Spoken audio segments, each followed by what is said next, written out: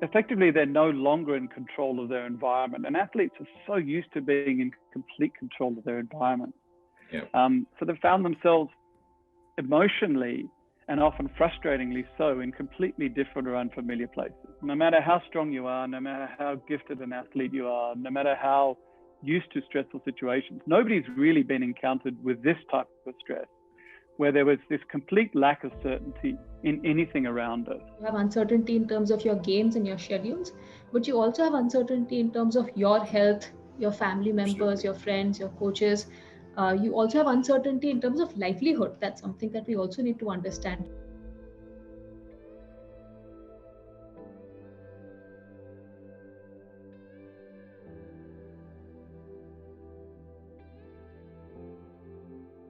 With athletes, we have to remember that these are people who like everything planned, right? You're working with players who from the last 8-10 years have had 2020 kind of engraved, knowing that that's the year that they're going to make it. All their plans, goals have been working towards that.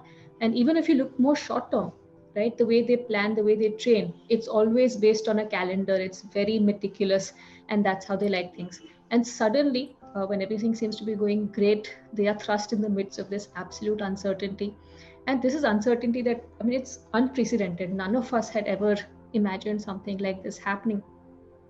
And there's uncertainty also, we need to understand on different fronts, right? You have uncertainty in terms of your games and your schedules, but you also have uncertainty in terms of your health, your family members, your friends, your coaches.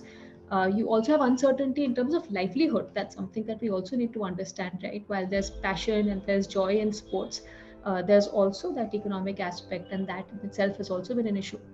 COVID-19, and I've said this numerous times, has tested all of us mentally. No matter how strong you are, no matter how gifted an athlete you are, no matter how used to stressful situations, nobody's really been encountered with this type of stress, where there was this complete lack of certainty in anything around us. Okay, and that leads to stress reactions and that leads to fear. Now, if you then don't have the physical outlet to go with that, which most athletes normally do to offset that, then you're going to create, a very nervous, stressed, and often unstable athlete to deal with.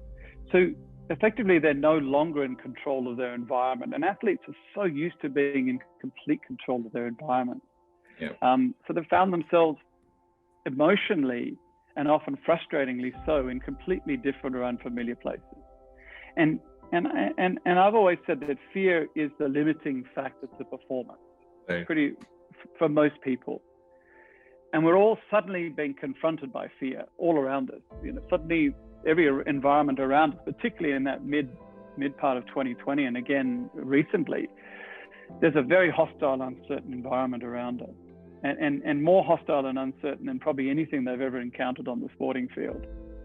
So confronting fear suddenly is at the top of the agenda.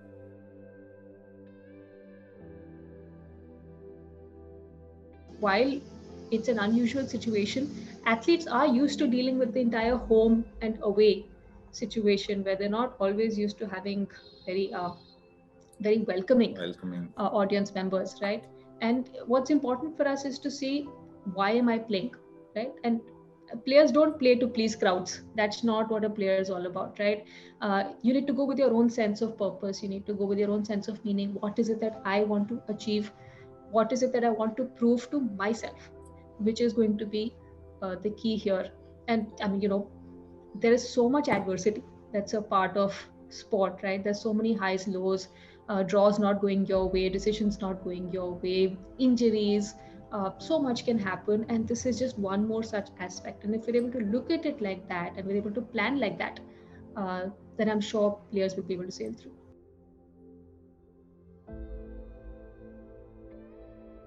Like any physical athlete, if you take away their physical sort of outlets, then it opens themselves up and us up to a lot of other problems, particularly mental health problems. So that was the one thing that we wanted to ensure stayed in place. No matter how we went about it, or we managed that, we needed to make sure that the physical component stayed in place. We sort of had these mini challenges amongst us about who could clock up the most number of kilometers during room lockdowns when we were doing our isolation periods, and I've done about 6 weeks total in room isolations over the last 6 I can months. imagine. And some of these guys were up around, well, my best was 12.5 kilometers in one day within one room. Some of these boys, some of the guys were up between 20 and 25 kilometers of distance traveled whilst walking or running around their rooms. You know, so we found ways to keep ourselves ticking over. The other side of that really was the fact that we said, well, we're stuck with this and we don't know how long we're going to be stuck with this, so let's make the most of it. And I, particularly with our GSF athletes, one thing I said was, this is the best time to have a look at the other side of your game. And the other side of the game, as we know, is the mental side of the game. Who are the people who've coped well? These are people who are they're connected, right? They have a strong social support network, even if not around them, but they have friends, they have family, people with whom they're regularly in touch with and feel that sense of togetherness. And it's people who are focused less on outcomes because competitions haven't happened, right? So how do you keep yourself motivated at that time? It's by making smaller goals. It's by wanting to improve your own skill, your own ability, making smaller micro level goals, wanting to get that perfectionism and everything. So people who've been able to train with a process oriented approach, and people who look at the things that they can control, right? People who develop an identity that goes beyond just an athlete identity. So we've had athletes who've helped out other people in their community. We've had people who've volunteered for various aspects, or just people who are looking to expand their own skills that go beyond sports. A lot of them took up reading. A lot of them went back to playing board games. Many of them took up cooking, so being creative in another sort of environment within the house. And the kitchen is an incredible place to relax, to switch off, but to be creative and build something at the same time. So a lot of the guys and girls went back to the kitchens, or often never been in kitchens, but suddenly realized that they had a love for food. And it also brought up the other question and sort of conversation around, how are you managing your nutrition? So taking control of the kitchen also meant taking better control of nutrition. So we gave a lot of advice around the nutrition side of it. And that's not just to boost immunity and protect yourselves against COVID-19, but also start to drill down on some of the nutritional strategies that we think are very valuable for our athletes anyway. If we're able to develop an identity that's not just an athlete identity, but actually again encompasses the various facets of life, then those are the people I think who've really done well. We've used the COVID environment to learn more about ourselves and about our athletes, which can only help these athletes in the post-COVID post-COVID world.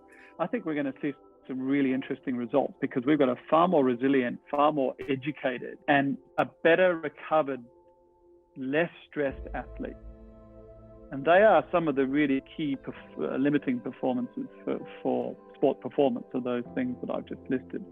So if we can reduce that, I think we're going to see marked improvements in athletes' results, particularly on a platform like the Olympics.